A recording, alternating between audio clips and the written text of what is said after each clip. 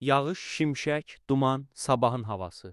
Sona qədər izləyin. Azərbaycanda avqustun 25-də 40 dərəcəyədək isti gözlənilir. Müsavat.com xəbər verir ki, bu barədə Milli Hidrometeorologiya Xidməti məlumat yayıb. Bakıda və Abşeron yarımadasında hava şəraitinin yağmursuz olacağı gözlənilir. Havanın temperaturu gecə 23-dən 26 dərəcəyədək isti, gündüz 31-dən 36 dərəcəyədək isti olacaq.